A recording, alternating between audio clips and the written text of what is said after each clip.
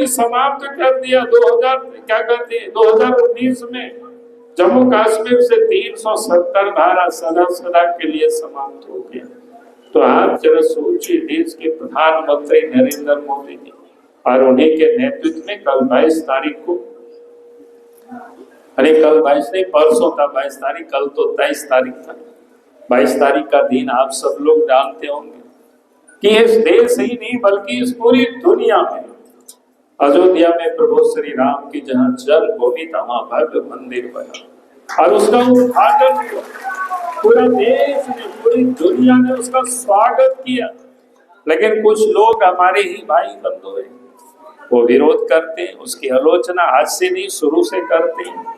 भाई सीधी सी बात है, सिंपल बात है। मैं तो कहता हूँ इतना ही समझो, आपकी जमीन है खतिया, आपकी जमीन है। अगर कोई गुंडा आ जाए, कोई बदमाश आ जाए, कोई आस पास के दादा आ जाए, ताकतवर है, आपकी जमीन को कब्जा करके वहां पर उन्होंने बैठ गया, तो आप लड़ेंगे कि नहीं लड़ेंगे बताओ? कोई भी लड़ेगा, जोड़ा आदमी भी लड़ता है। जब तक वो पहलवान रहता है तब तक भले वो नहीं बोलता है, कहीं भाग गया हो, लेकिन जैसे उनको लगता है कि नहीं अब हम इसको पटक सकते हैं, तो आ करके आपको निकाल देगा और उस जमीन को वो कब्जा अपना है उनका। तो वैसे ही समझिए, अयोध्या में राम की जन्मभूमि था, वहां मंदिर बना हुआ था। बाबर आए, उनके सेनापति मीर बाकी थे, वो आए और उसको इन्होंने तोड़ डाला और वहां मस्जिद खड़ा कर दिया। और उसके इतिहास तथ्य, और इतिहास ही मैं कहता हूं कि भाई मोदी जी ने कोई इतिहास नहीं लिखा है, मीर बाकी ने खुद लिखा है। बाबरी नामा में लिखा हुआ है कैसे वो सेना के साथ आए, कितनी फौज के साथ आए, कितना युद्ध हुआ, और फिर उसको तोड़ करके वहां उन्होंने मंदिर बनाया। और उस समय से लेकर के, यानी 1526 में बाबर आए थे, 1528 से लेकर के वहां संघर्ष लगातार 76 बार संघर्ष हुआ। और उसी संघर्ष के बाद आजाद भारत में भी संघर्ष चलते रहा और अंत में अदालत के सर्वसम्मत निर्णय, अदालत का जितना भी पूरा तत्व सच था उसको देखते हुए उन्होंने निर्णय लिया कि भाई वहां जहाँ जो ढांचा था, वहां पहले मंदिर था, उसी पर तोड़ करके वहां खड़ा किया गया। तो स्वाभाविक है, तो आप सोच सकते हो जो 500 साल तक जिसके लिए संघर्ष लोगों ने किया, और उस संघर्ष का परिणति 22 जनवरी 2022 को 24 को वहां पर भव्य मंदिर था। तो कहने का अर्थ, रहते थे बच्चे जो पढ़ते थे या शहर में भी जो लोग रहते थे, खाना कहाँ पकाते थे? तो मिट्टी तेल में खाना पकाते थे, स्टोव जला करके। यहाँ कितने लोग जलाए होंगे? पुराने लोग, आज से 15-20 साल पहले तो यही होता था, हम लोग उसमें हवा मारते थे। बात सही है कि नहीं है?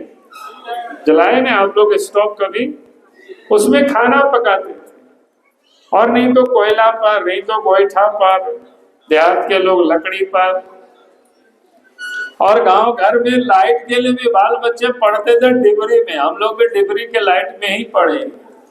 मिट्टी का तेल, उस समय हम लोग कहते थे कि मिट्टी का तेल नहीं मिल रहा है, तो नेताजी को हम लोग परेशान करते थे, घेरते थे कि भाई मिट्टी का तेल ये लोग बाजारों में बेच देते हैं, गरीबों को नहीं देते हैं।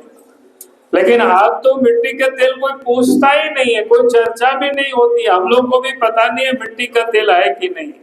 बात सही है कि नहीं है? अब तो गांव घरों तक बिजली भी पहुंच गया, गैस भी पहुंच गया, गैस कनेक्शन भी। अब स्टोव पर खाना बनाना सब लोगों ने छोड़ दिया, अब स्टोव के किसी के घर में भी नहीं होगा। बात सही है कि नहीं है?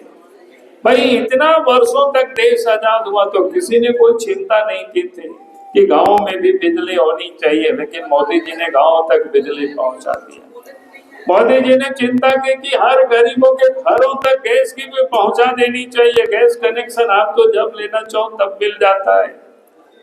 तो कहने का अर्थ इतना ही था कि सारे संकटों को दूर किया। और 2024 में क्या है आप सबको पता है, सामने लोकसभा के चुनाव है। आज इस माह के आखिरी में हम सब लोग बैठे हुए, हमें लगता है कि मार्च से ही सब चुनाव की सरगर्मी प्रारंभ हो जाएगी। यानी कुल मिलाकर के ये जो लोकसभा का चुनाव है, तो हम सब लोग यहाँ से जाए तो एक संकल्प लेकर के जाए और संकल्प क्या हो कि फिर से देश में मोदी सरकार, और यही संकल्प हम सब लोगों के दिमाग में और दिलों में रहना है।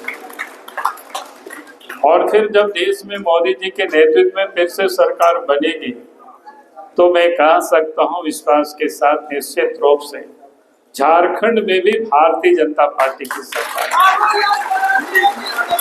और आज देश में मोदी सरकार की क्यों जरूरत है आप सब लोग जाने, पिछले अब तो 10 साल होने को चला है, लेकिन 10 वर्षों में इस 2 कालखंड में जिस प्रकार से देश के प्रधानमंत्री नरेंद्र मोदी जी ने जो काम किया है उसकी तुलना आप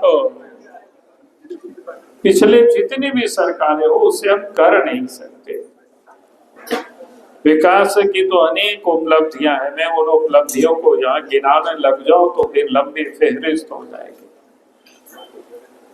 लेकिन अगर हम संक्षिप्त में देखें कि इस देश के प्रधानमंत्री नरेंद्र मोदी जी ने या बीजेपी की सरकार ने जो पहली दफा देश में गांव, गरीब, किसान, मजदूर, महिलाएं, माँ बहनों इसके लिए काम किया, आज तक किसी भी सरकार ने इस पर कभी कोई चिंता नहीं की थी। भाषण जरूर लोग देते थे, लेकिन भाषण देने वाले लोग सिर्फ परिवार की चिंता क्या करते थे, परिवार को छोड़ करके बाकी के बारे में कोई फिक्र ही नहीं करते थे, कोई चिंता ही नहीं करते थे।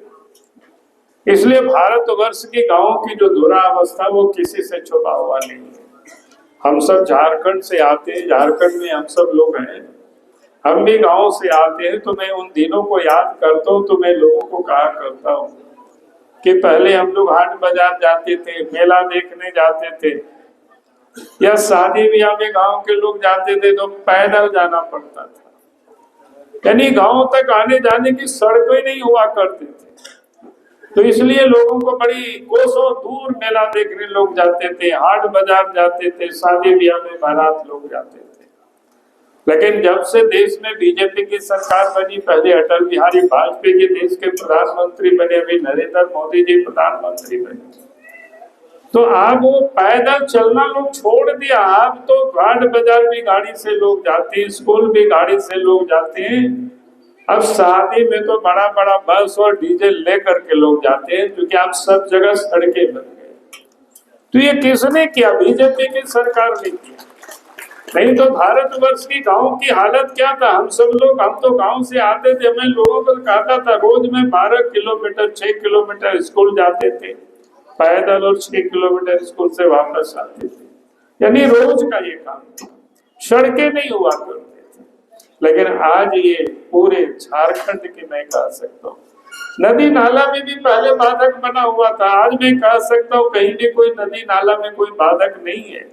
अब सब जगह लोग आराम से लोग आया जा करके, जो कि विकास का द्वार जो